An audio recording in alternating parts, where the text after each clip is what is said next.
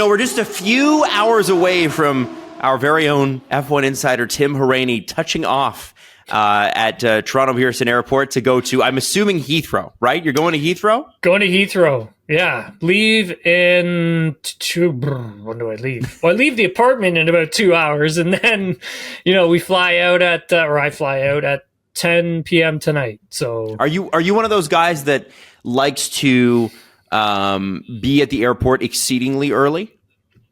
Yeah. Well, Adam, I'm pretty responsible in that front. Okay, I've traveled. Are you a 4 hours early guy, or are you a 2 hours early guy? What's your thing? I would say it depends where I'm going. If I'm going to the States, I'm giving myself at least 3 hours at the airport. And if I'm going to anywhere in Canada, 90 minutes. If I'm going to Europe, 2 hours. 2 hours. Yeah, the States are brutal. It's tough. It's so weird. Yeah, I know a lot of people that will just, as an aside, if they're traveling within the States, they'll just drive to Buffalo, which is 2 hours away, and then take a plane from there. And it's not only cheaper, but it costs you about the same in terms of time, because Buffalo is, 2 hours, 2.5 hours. It's like, what's the difference? Yeah, and if I had like a Nexus, it would probably be a lot easier. It's just the fact that I don't have that, which I'm trying to get, by the way. It'd be difficult to get through security. Customs obviously is the longest part of all of it, but yeah, it's right. With going to Europe, it's a lot easier. Like I have an easier time going overseas. Like, it's just super straightforward. It's easy to get through as long as you have your Canadian passport. You don't really need to worry about too much. So yeah, I'm looking forward to it. So get in around 10 a.m. UK time and pick up the rental. Might go down to London for a bit, and then out to the racetrack. Start working on Wednesday. So right. Yeah, it's gonna be good. I'm excited, Tim. I'm excited for you to get there. It's the British Grand Prix on the docket, and like we said last episode, this is one of the most fun parts of the calendar, and it was an awesome race in Austria. If you're a McLaren fan like me, you're a little stung, maybe a little upset, but I have to be honest, the drama is real, and it's fantastic, and we love it, and that's what we need. And George Russell pulling out a victory. Let's start with Mercedes, because I think seeing the smile on Toto Wolff's face, haven't seen him smile like that in a long, long time. What do you think about Mercedes finishing 1 and 4, and how do you think they're feeling about that car? I mean, definitely, they're definitely feeling good. I think this makes up for Canada, to be honest with you, because that's a race that I think George threw away. But man, it was funny when Toto came on the radio at George, because he came at him when he's in the braking zone, being like, "Come on, George, you can win this."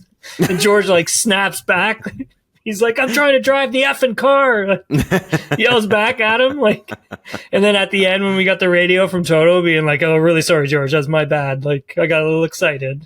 He's like, "Yeah, you did." 'Cause that's one of those things, man. You don't talk to a driver when they're in the braking zone or a fast corner, right? You just don't do it. You talk to them on the straightaway. That's where all conversations happen.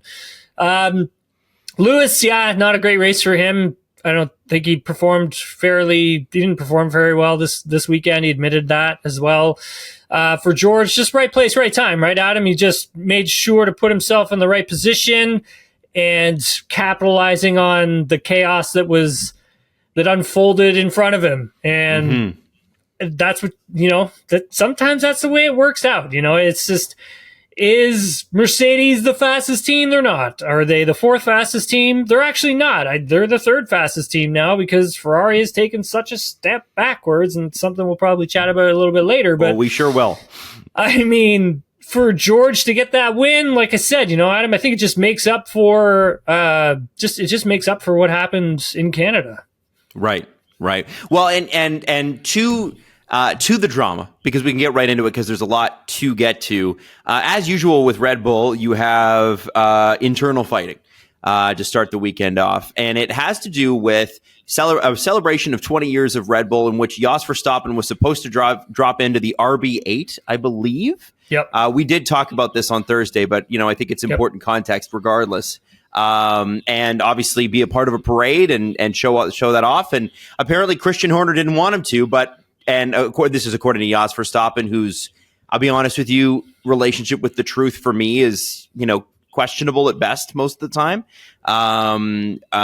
He said that Christian didn't want him in the car and that he wished that Christian had just come and said it to his face. And Max, obviously, because it's his dad, said the situation was unnecessary and they didn't need it to happen. And in that respect, Max is absolutely right, because this is a race weekend. It's Red Bull's home race. They need to win this race. This is an important race. And the Dutch fans, or at least the Orange fans, always show up massively at the Red Bull Ring. And they could have won it, but they didn't win it. And it's not because of Jos and Christian. That was just a sideshow.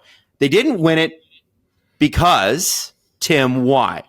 Because I think it's important we get a race car driver's perspective. Everybody saw the corner. Everybody saw Max and Lando bump into each other. Both sustained punctures. Lando out of the race. Max 10-second penalty.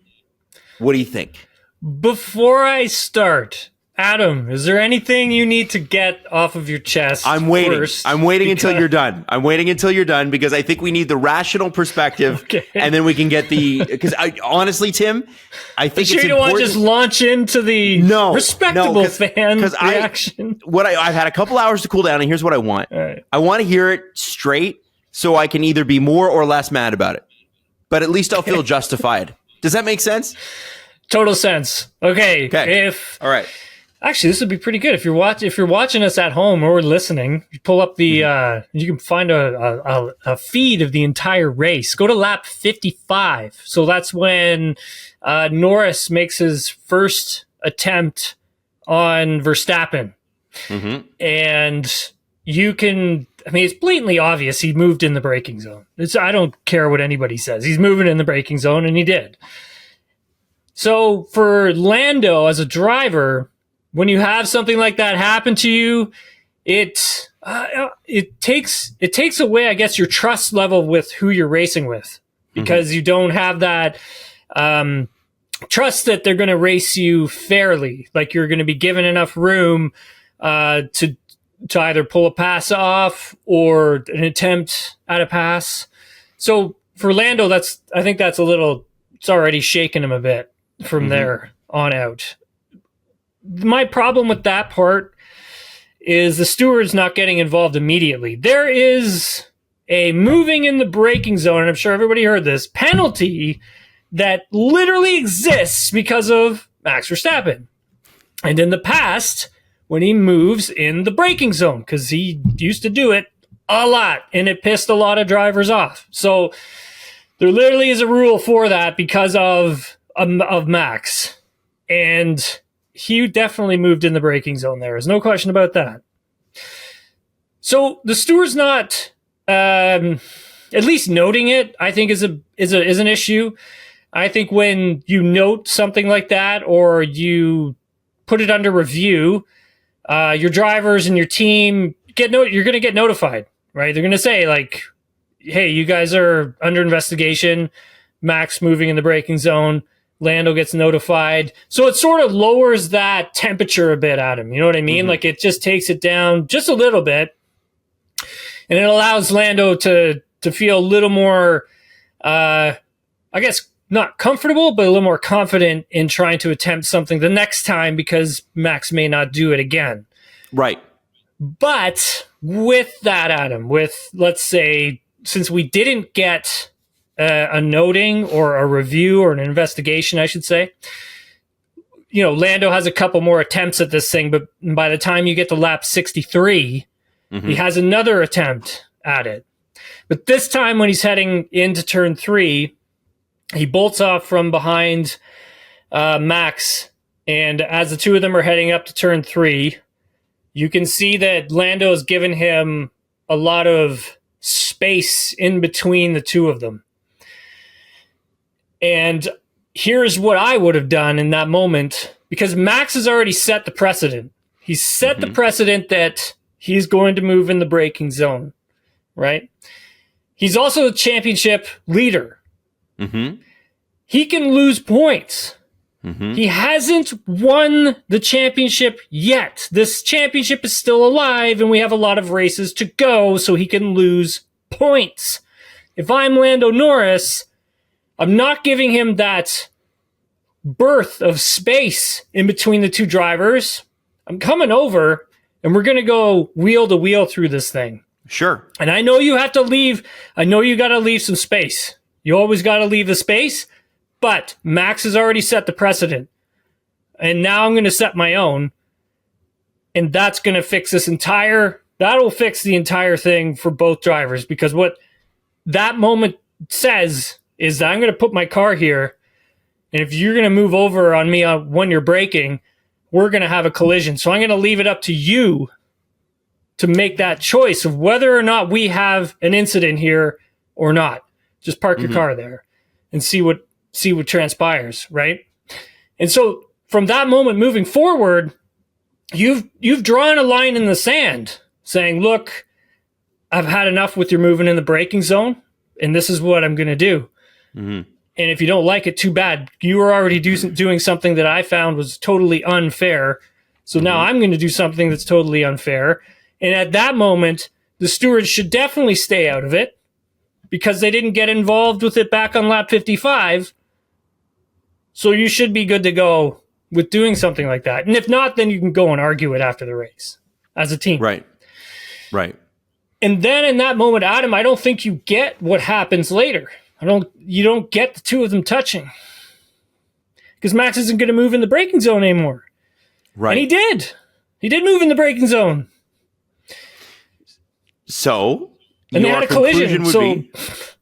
Your conclusion is? Max is, in my opinion, Max is totally at fault in this. And I'm shocked that he didn't take responsibility for it.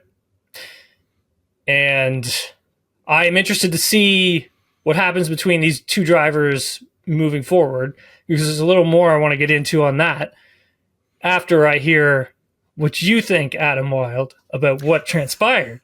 Well, okay. From my perspective, the best piece of evidence I had, other than my eyeballs and my unprofessional opinion, was the reaction of the three podium drivers when they saw it in that little area where they kind of the cooling off room before they go to the podium. Room. Yeah. The cool down room. So you got Sainz in there, you've got Piastri in there, and you got George Russell in there. And when they see the overhead shot of what happens with Max and with Lando, when Lando gets the puncture and Max gets the puncture, they all start laughing as though they know. And then George goes, "Oh, mate." Yeah. Like, he knows, and he said something, and I think Piastri turned to him and he said, "Well, that just won you the race." And and I think that's funny, right? Like that drama it's very funny. It was very Aussie humor of him and that sort of thing, and I like that. But what I'm saying here, Tim, is, to me, the only people that could defend this really are people that are Max Verstappen, dyed in the wool, can't speak any sort of rationality to them people. And that's fine. If you're one of those people and you think that Max is downtrodden and you think that he hasn't always dive bombed people and done all the things that he's accused other people of, and you look at the way he raised Lewis in 2021, if you think that every driver on the grid at one point or another has said that was BS to Max, right? Every single one of those guys who have actually raced him when the cars were a little bit more equal than the last couple of years, they've all accused him of the same thing. At a certain point, it's you. A guy like Esteban Ocon gets accused of a lot of stuff, and deservedly so. Esteban is a great driver. He's never been in a great car. Never really had a great car.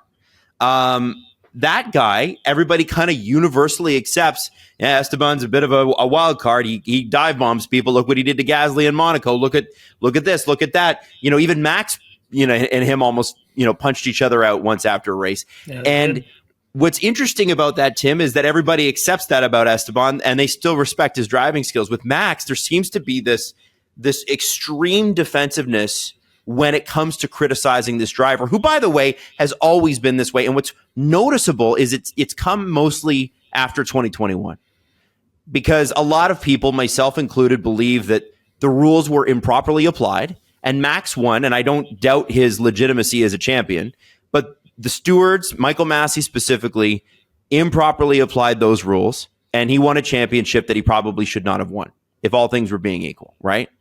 And that's my opinion. But because of that event, I find Verstappen fans to be extraordinarily intense, ferocious in their defense of this guy. And they're mimicking Red Bull, which have been decidedly the same. What's interesting to me, though, is that Red Bull isn't doing it the same way anymore. Last year at this time, if this had happened, Tim, Christian Horner would have been on Instagram, on Sky Sports, on all these other places, ripping Lando Norris for whatever, because the whole thing is fire a bunch of arrows, deflect, deflect, deflect, right? Not seeing that now. Christian's saying about, it's not the result we wanted. And I feel like that's an interesting thing as well. So that's how I feel about this. I feel, as a fan, in the moment, I felt robbed a little bit because I wanted a good 1-2 battle for the last 8 races or eight laps. We haven't had one of those in years. And I think that Max, from an entertainment perspective, robbed us of that. And you know who was famous for doing stuff like this? Michael Schumacher. So I am not saying that Max isn't great. I'm not saying there isn't precedence, because if you go back and you watch Schumacher clips, there's a reason why people were Mika Hakkinen, dyed-in-the-wool fans. Michael Schumacher did some terrible stuff on track, and he's a champion, and no one remembers any of that. And maybe that's the way we'll look at this. But as a race fan, I feel like we got robbed. As a McLaren fan, I know we got robbed. And I think the thing that stung me the most when I looked over at my wife was, I'm like, man, they were doing so well in the Drivers' Championship points, because that is, I think, McLaren's best shot at a championship this year. So that's my big, all-encompassing group of feelings. I don't know how relevant or true they would be, but that's how I feel about it. Hey, you're entitled to your opinion and entitled to your feelings, man. Do you think that they're lunatic, or are they okay? Like, are they inline-ish? Maybe. Adam, I think I respect what Verstappen, has done in his career. I think he is generational talent. He's an incredible driver. That we got into a race situation where a team was under pressure that made mistakes that ended up snowballing on them, and the driver ended up making mistakes because of that. And then a driver behind was able to put pressure on him, and he made mistakes and questionable decisions, questionable defending, in my opinion. Lando was the faster driver on the final stint. That's just the way it is.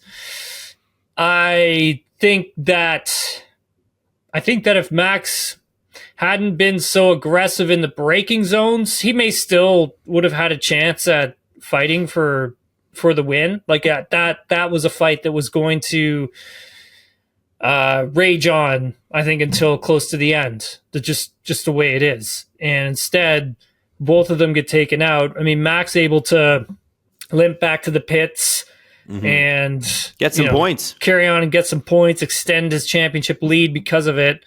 Red Bull also able to extend their lead in the Constructors' Championship as well. I think for when you take a look at these two drivers, they're friends off the track. Yes.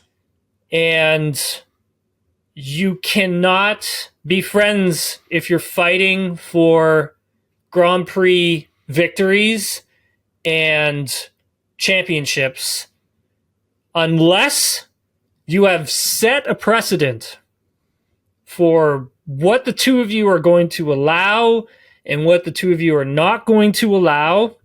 And that has to come down to having a conversation between two drivers. They need to sit down and they need to figure out their rules of conduct and their own rules of racing. What are they willing to accept and what are they not willing to accept? Where is the line and what is crossing the line? Because let me tell you something, if this continues the way it's going to continue, because Lando Norris isn't going anywhere.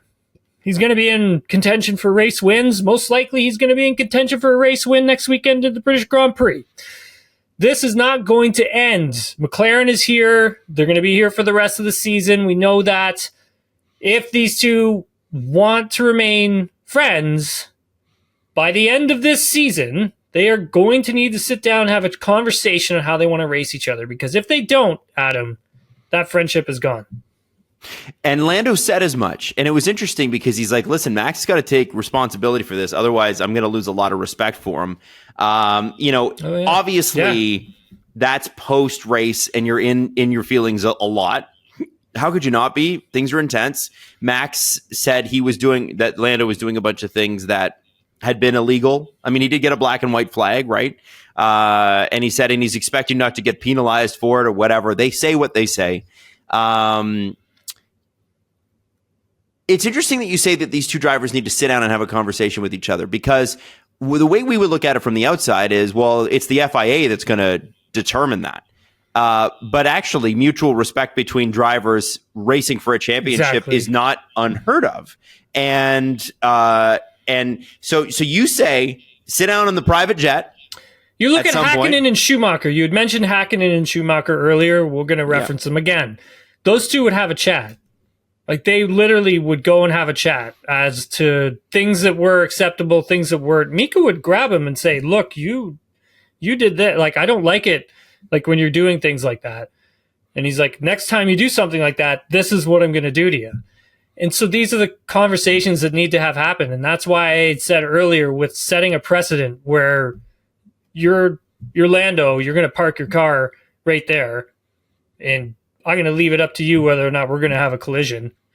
And if that's the way you want to race for the rest of the season, I'm going to set my precedent right now so you understand what we're doing. Right. Because I am not going to do this anymore. I don't like this. This is not fair racing. And that's the way I think Lando looks at it in terms of what's fair and what's not fair.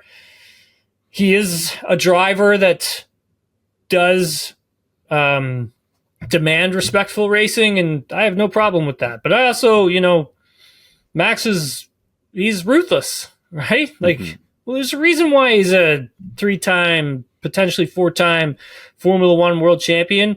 And at the end of the day, Adam, sometimes that's what you got to be to be that high up in Formula One. There's a difference between racing at the back. There's a difference between racing at the back, racing in the midfield, racing for a point, racing for points, racing for a third place, and racing for a victory.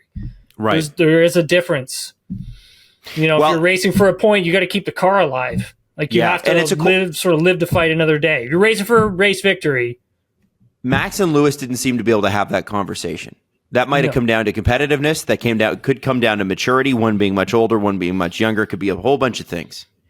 Do you think Max is at the level that he can have a conversation like that? Do you think Lando's at a level that he can have a conversation like that? Can they have this conversation and it be productive? I think they can. Like, here's the thing. Like, I find after 2021, like, Max matured like a lot, and maybe wasn't put under as much pressure until now, compared to 2021 when he was put under a lot of pressure. Yeah. And now, again, that pressure is starting to come back and show itself again, and this time with a friend of his, right? And I think for Max, it's once you're on the track, there are no friends, and that's right. There are no friends when you're on the racetrack. There isn't. Right. Your guys you're not buddies, okay? But you have to find a way of racing each other fairly if you want to maintain a relationship outside of the racetrack. And that's, I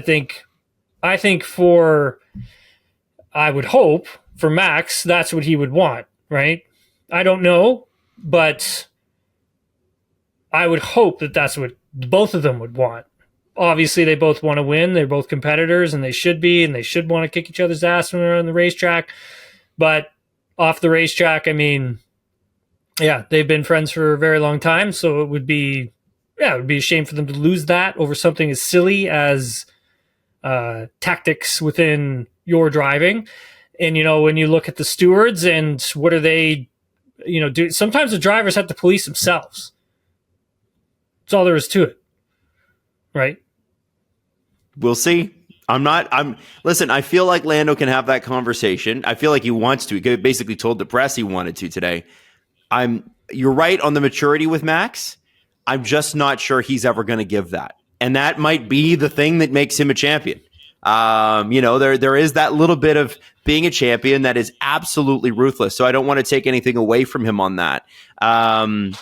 The other thing that I think is a secondary story at Red Bull, which should be, I think, the bigger problem, and whether or not Max and Lando, had their dust up today, this would still be a massive problem. Helmut Marko was out in the press calling out Daniel Ricciardo last week. Ricciardo finished in the points in a previously spec'd car.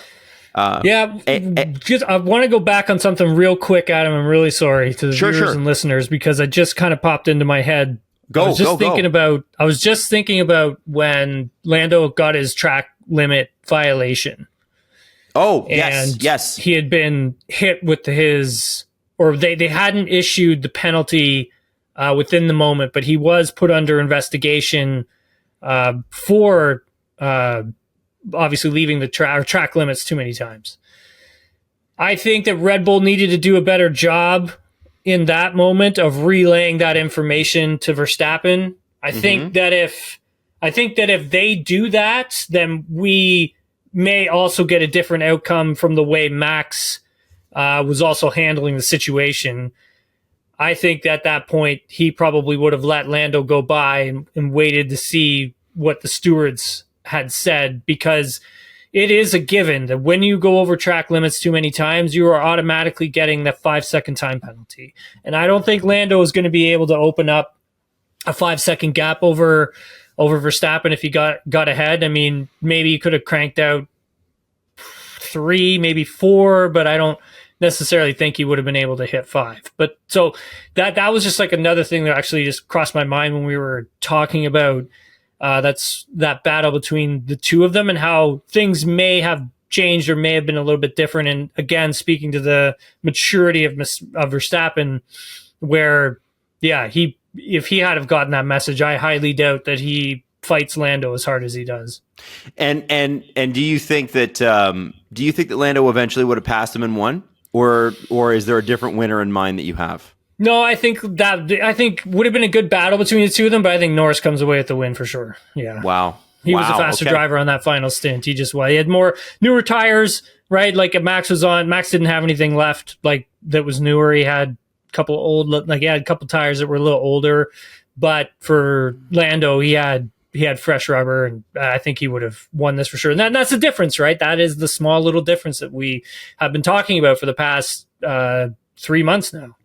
Right. And the reason I was bringing up Ricciardo was not actually to bring up Ricciardo.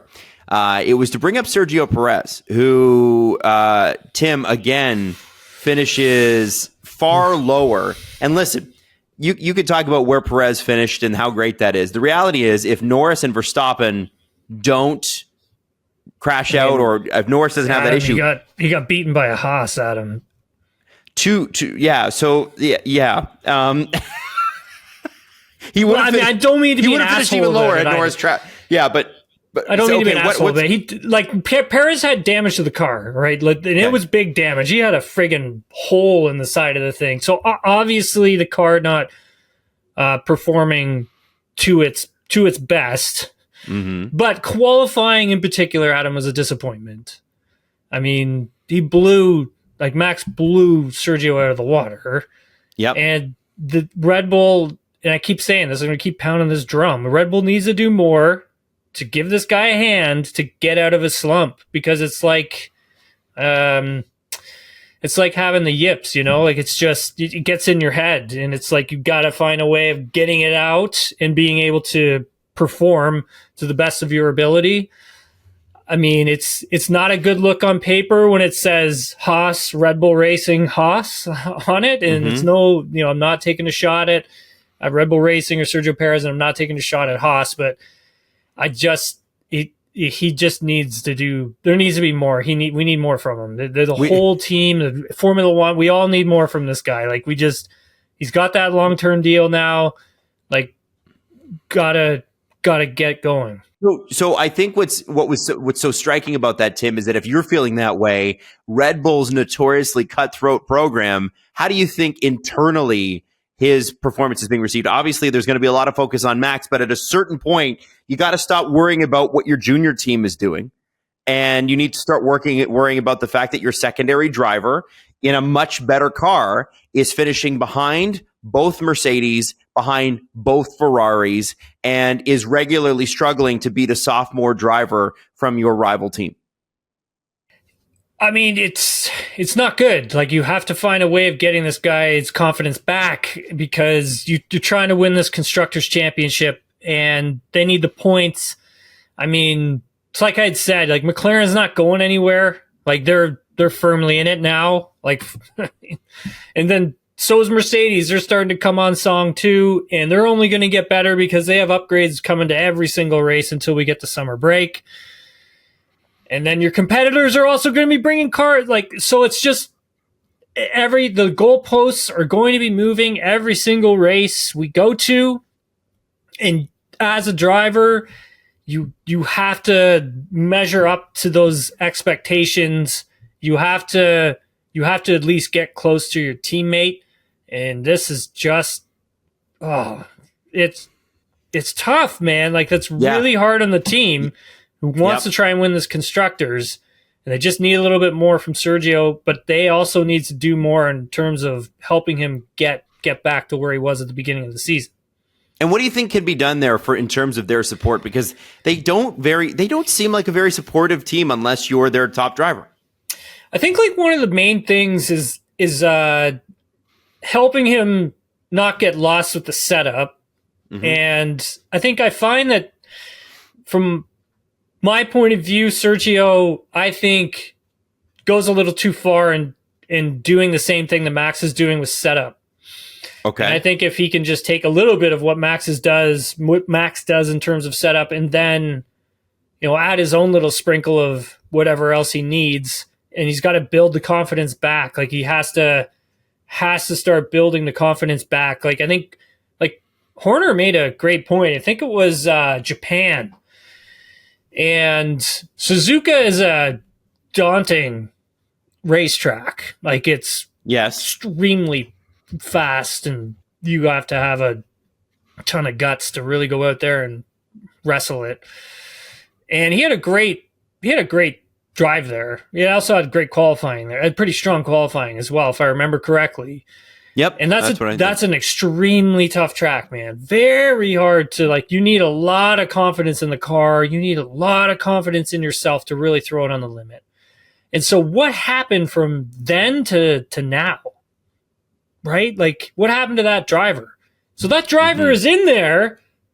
It's up to Red Bull and Sergio to pull it back out again.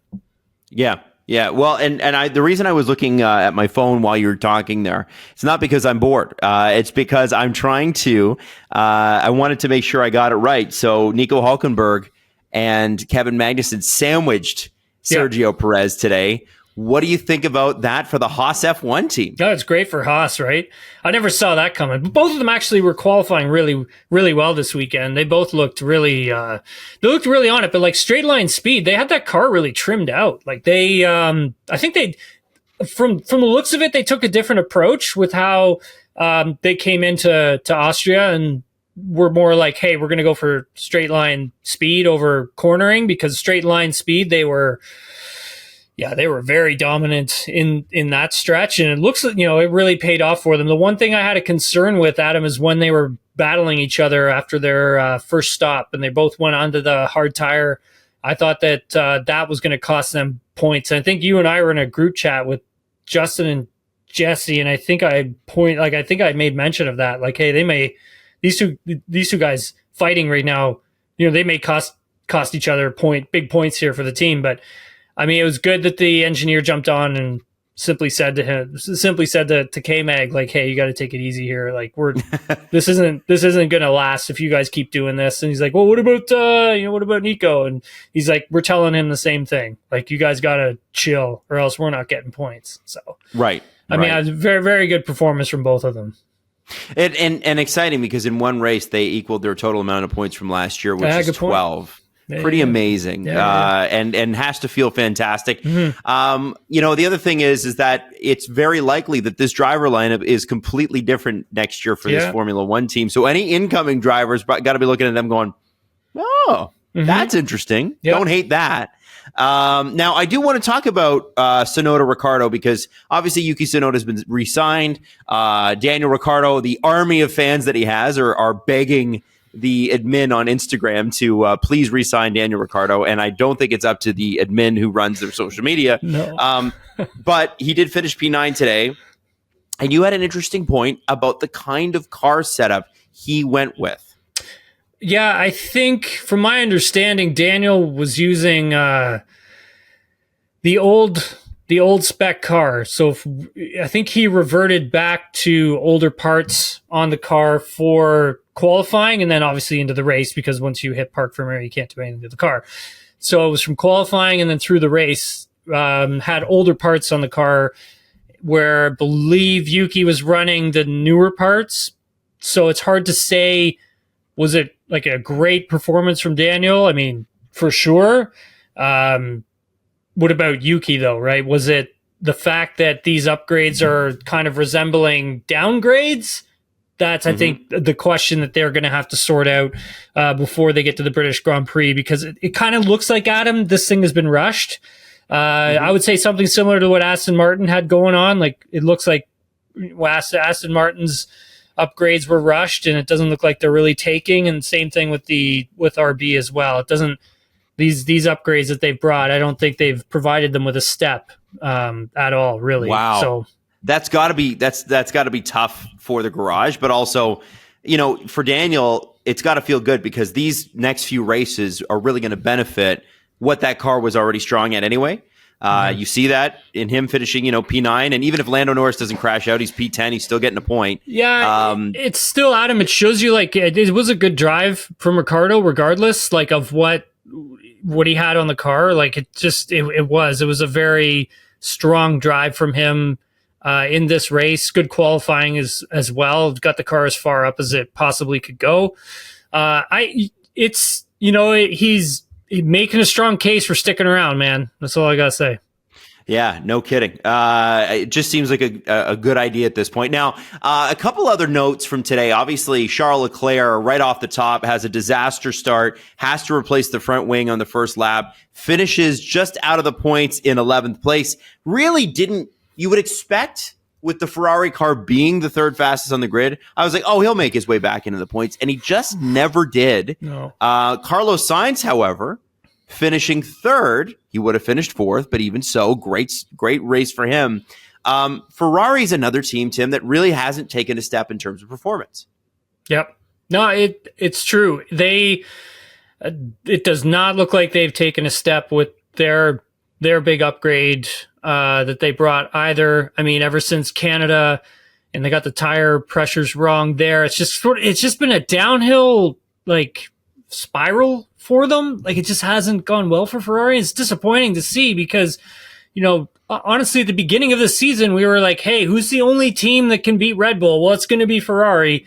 And we were like, yeah, it's going to be Ferrari for the rest of the season. Now, all of a sudden, it's like, it's McLaren, it's Mercedes, and Ferrari is now the fourth fastest team. And so it just speaks to the development of their car. It just hasn't been good enough. I would not put this on the drivers at all, because both of them are squeezing every ounce out of this thing that they can, and Leclerc just catching some bad luck at the same time. And it's tough to watch, man, when you were like, look, this is probably going to be Ferrari fighting Red Bull for a Constructors' Championship. And now we get to the point where it looks like, does anybody want this Constructors' Championship? Like, does any team on the grid want this thing? Because it's either Ferrari fumbles, McLaren either makes a few mistakes here or there. It just takes one of these teams to really just latch on, get some consistency, and move forward and see what happens. Like, I think now, obviously with Sergio's struggles, that now is the time you need to be clawing all those points away from Red Bull. Right. And as it comes to Carlos Sainz, there was a report before the weekend that the teams that are interested in him, notably Sauber, Williams, and even Alpine, but specifically Sauber and Williams, are getting a little upset about the fact that he's taking so long to make a decision, right? Yeah. We're now June 30th. we would have expected he would have gone somewhere by now. He still hasn't made a decision. Can they be impatient when he's just finished third? Honestly, Adam, I think they can't. I think they have every right to be impatient with him. There is a lot of other drivers that still, need to get some movement happening for themselves so they can have some security with their future.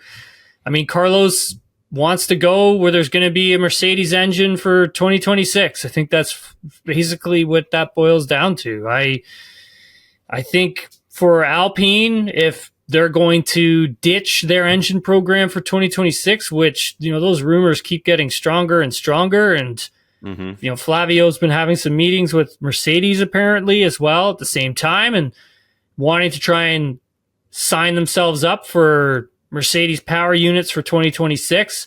I think for Carlos, that's one of the things that he's looking at. But at the same time, it's like Alpine's not going to know if they're going to have engines from Mercedes.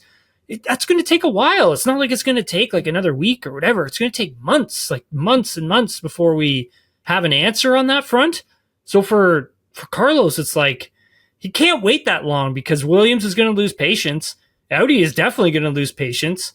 And they're just going to go in another direction. And he's going to be left with either just one team. Like he has an opportunity to go with just one team or three to go to have a choice between. Right. And I think Williams has gone down to Ocon. Yeah. Oh, have they? They've gone down to Williams is now being like, forget it. We're going to talk with Bottas. We're going to talk with Ocon as well. And they're getting their ducks in a row. And so is Sauber. They're getting their ducks in a row too, where it's kind of like, we're not going to wait on you anymore. We're going to move forward. And so that's probably putting pressure on Carlos to make a decision on what he wants to do. So I think, Adam, the next few weeks, it's going to be interesting and we're going to get some movement one way or another. Wow. This will be, that'll be very, very exciting. Now, you bring up Alpine.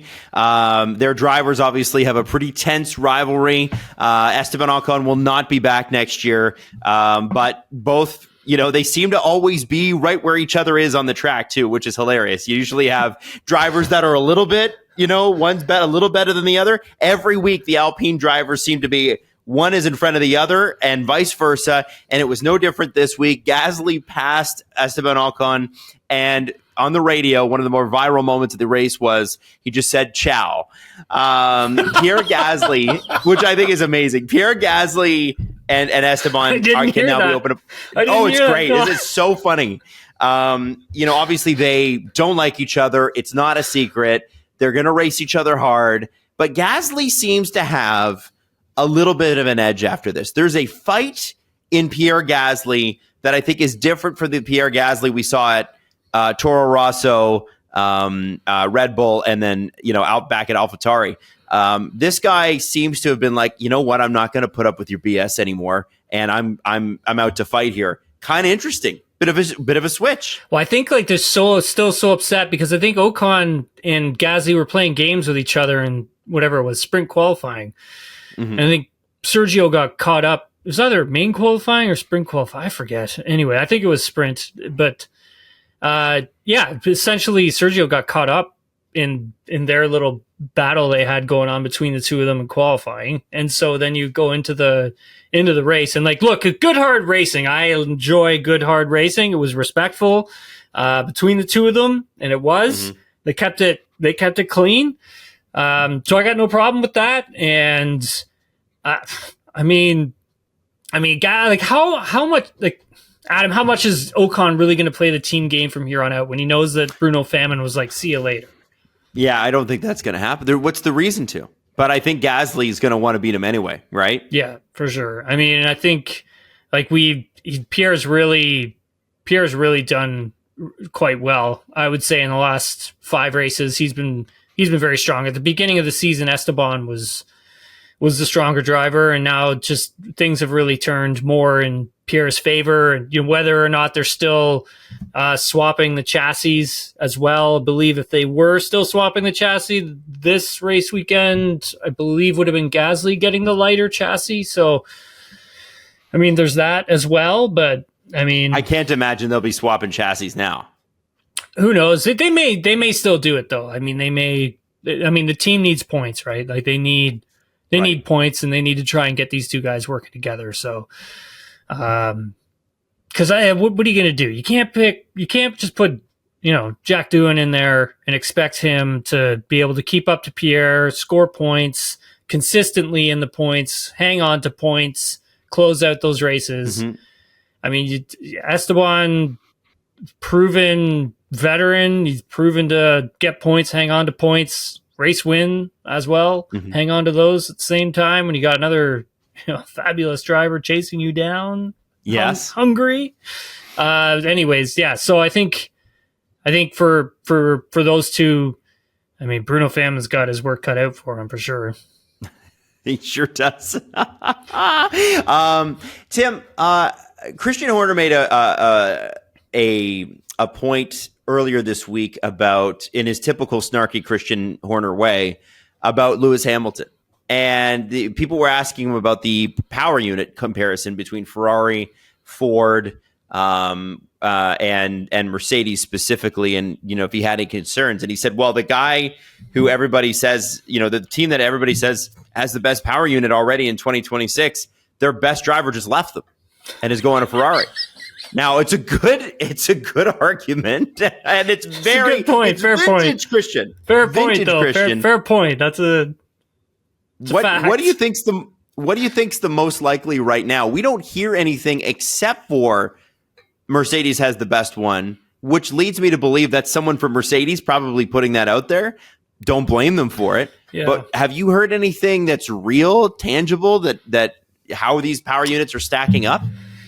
All of these engineers talk to each other, right, Adam? Like they're all chatting. They all talk about the numbers that they're reaching on certain things. And it's not so much to play mind games with each other. It's essentially trying to see what the other is able to do. And one of the rumors that's out there is that Mercedes's power unit, the numbers that they're getting for 2026 at the moment are like really strong, a lot stronger than anybody else's. But the one car the one power unit we don't necessarily hear about is Ferrari. We don't hear much about that. There's not much, there's not many talking about it. There's not many rumors about it going around.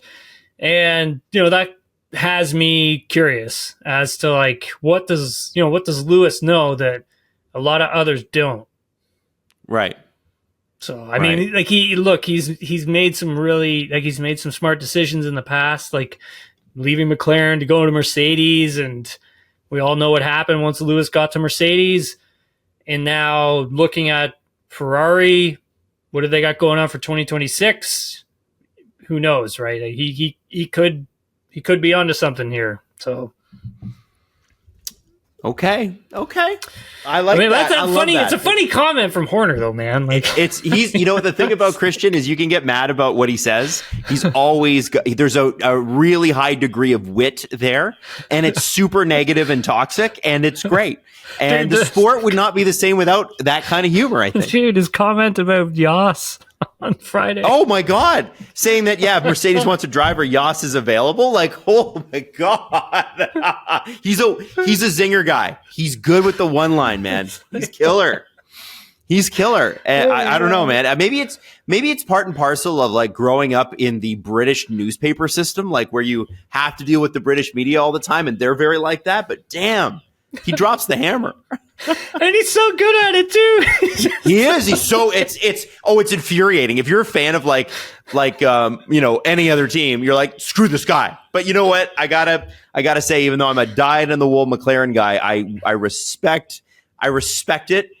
Because nobody really seems to be able to step up to the rest of it. Nobody wants to sink to that level. The worst that I've heard Andrea Stella say is today, which is, hey, they didn't deal with Max's issues in 2021, and now we're paying the price for it. And okay, fair, but like that's as bad as it's gotten. Christian's like, I'm going to cut your head off. Yeah, he's like, whatever. That's all. That's the best you got. Yeah, come on. Adam, we got a ton of questions. Let's go. You want me to dive into them here? Haven't got a chance to like read through them, so I'm just going to start firing away here. This is from Sarah Flan. With this incident today, will Lando tackle Max differently in the future? Are we going to see another rivalry that will be the talking points of the season? Yeah, Sarah, I would say, definitely we're going to see more of this, for sure. Now, whether or not they touch or have an incident or collide, I mean, that is what's those two are going to have to sort out off track. Like if they want to, right? If they really want to sort that out, they'll have to do that off track. If they don't, then yeah, I mean, it's going to be more entertainment for us and everyone else watching Formula One, and that's just the way it's going to be. Oh, I'm ready for a rivalry, Tim. I'm ready. Right at the top of the track. Are you kidding? This is going to be great. Actually, Fiona says thoughts ? And she's referring to Alex Albon's PR manager, which is a Twitter account. And it says 5 different race winners and 11 races, and none of them are the second Red Bull driver. Adam, thoughts? Well, I keep talking about it, and I don't know why it hasn't happened yet, but Sergio Perez didn't falter like this in previous years, and he took a lot of crap regardless from his own team. Curious about what Helmut Marko is going to say to the German newspapers after this one, because this is 4 or 5 races in a row where he's been not completely unable to assist Max at all. You've got, clearly let's say the best 4 teams, McLaren, Ferrari, Red Bull, Mercedes. We know those are the best teams. He, of those drivers, is clearly, and this isn't to denigrate him, but I think it's very clear that of the 8 drivers that drive for the 4 best teams, he's the 8th of 8, right? Yeah. But he's not got a car that's the 8th of 8. He's got a car that's probably top 2 or top 4, depending upon where you have McLaren and Red Bull ranked. Yep. You can't let this happen, man. You can't let this happen. It can happen sometimes. It can't happen week after week. Yep. It can't. You just can't. There's no reason for Red Bull to lose the Constructors' Championship this year at all. And if they do, it will be squarely on Sergio Perez. Victoria State asks, why did Pascal Siakam present a trophy? I was so happy to see him on the screen. He is actually a Red Bull brand ambassador, so he's sponsored by Red Bull. I wanted to interview him. He didn't want to do an interview when we were on the grid last year in Miami, and I was asking him what he was doing there, and he was invited by Red Bull to basically just take in the race because he was sponsored by them. And so that's why he was there. And this being Red Bull's home track, so I'm assuming that's why they asked him to present a trophy. I believe it was a 3rd place trophy he presented, if I'm not mistaken. Jay Money asks, Haas double points this weekend, including 6 for Nico, 12 points in Austria this weekend, which is how many points they scored all last year, like you had said, Adam. Are we ready to appoint them as the best team in the world? No. No, I don't think so. Moving on, bro. Not ready. No. Farina asks, McLaren still outscored Red Bull the whole weekend despite Norris retiring from the race. When do you think they can catch up in the World Constructors Championship? Yeah, it's a great question. I think I think they can make a good dent before we get to summer break. So by the end of July, I feel that McLaren can have really clawed back a lot of points from Red Bull, including if Sergio continues to struggle. Zita Vazuski. Lando received the first and I believe only unsportsmanlike penalty for a very minor incident. That's going back a ways. What we saw here from Max today was the most unsportsmanlike driving and behavior I've seen in years. I believe he should be investigated and given a penalty. Do you agree? Well, he was given a penalty. He was given a 10-second penalty for the collision with Lando. Unsportsmanlike penalty. Again, I think that comes down to the drivers policing themselves. I think that has to do with that. I don't necessarily think he should get an unsportsmanlike penalty. Adam, what do you think? You're probably going to say unsportsmanlike. Well, I mean, yeah, I don't know. Here, I'll tell you what I want. I want them to enforce the rules. I know they don't want to get in the way. Enforce the rules or don't. Right? And the FIA has been accused multiple times of enforcing rules for drivers in 12th that they would never enforce for a driver in first. Because obviously you want to be entertaining and I get that you want to sort of manage the race. But yeah, like enforce the rules or don't. We got to know what we can expect here. And I don't think people are ready. I think this is a title bout. I think this is it's a really one-sided one. Max has won the majority of the races. He's got a ton of points, but listen, we're not halfway through here, and Lando could absolutely catch him, and it could be another classic year if Lando is able to really start to turn the tables on Max. And I hope the FIA applies the rules fairly and correctly. Whatever their interpretation of the rules are, just make sure that it's consistent so we all know what it's going to be. And that's where I get frustrated a little bit with them right now, is I don't think the stewards from race to race are applying things the same way.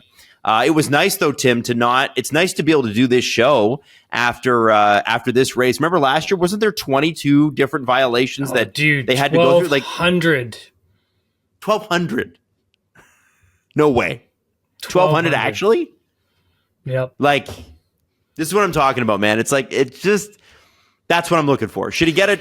I don't know if he should get it unsportsmanlike. I don't know. Just set the precedent and stick to it so I can understand what's happening on my TV. Yeah, you want consistency, right? Like you want to see everything policed consistently. And I get that. I think also we never get the same stewards race to race to race. And that's always an issue that I've always brought up in the past with other people in Formula One, and sometimes on this podcast, I've brought it up a few times, but like having consistency with your stewards allows the drivers to understand like what is going to be allowed and where are you crossing that line. And that's extremely important for the driver because you know who you're dealing with. It's the same with any sport, basketball, hockey, football, refereeing, right? It's, we got so-and-so and so-and-so and so-and-so today. I know what to expect. I know what I can do. I know what I can't do.